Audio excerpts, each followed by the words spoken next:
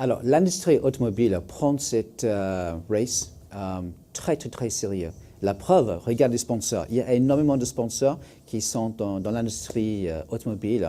Soit c'est des manufacturers, sinon c'est des entreprises qui fabriquent les voitures même, et même des fabricants des pneus.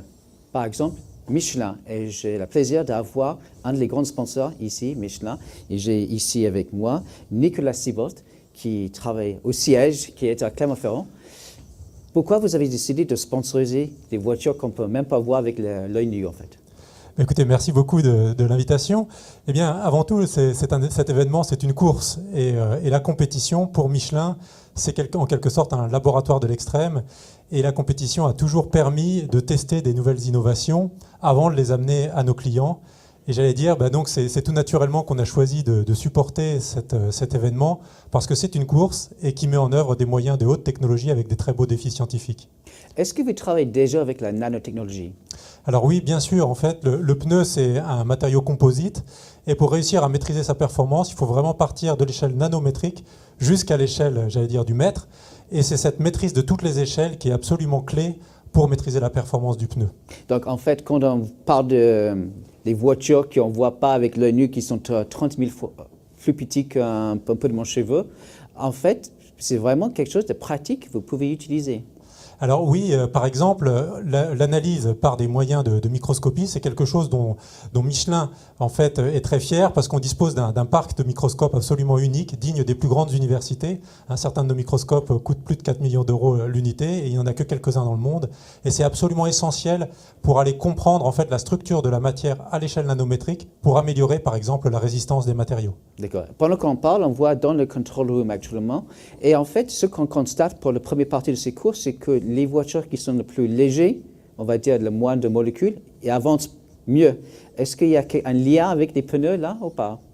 Alors l'allègement et le poids, en fait, c'est souvent un critère clé justement pour l'efficience de la matière et pour les pneus. Et donc Michelin, alors sur ses pneus, cherche toujours à alléger et avoir une matière la plus résistante possible, en fait mettre le moins d'atomes pour aller le plus vite possible. Et donc on retrouve un petit peu cette analogie, si je puis dire. Vous travaillez depuis longtemps avec le CNRS? Alors effectivement, le CNRS est un partenaire absolument clé pour l'entreprise Michelin. On a plus de 300 partenariats de recherche dans le monde et on peut dire qu'en France, plus d'1 sur 2 se fait avec le CNRS. Et c'est quelque chose qu'on renforce encore d'année en année avec le lancement par exemple de laboratoires communs. Et je pense par exemple à un laboratoire qu'on va inaugurer le 22 mai prochain qui s'appelle CIMATLAB, qui est sur la simulation des matériaux. Et c'est un laboratoire partagé avec le CNRS. Très bien.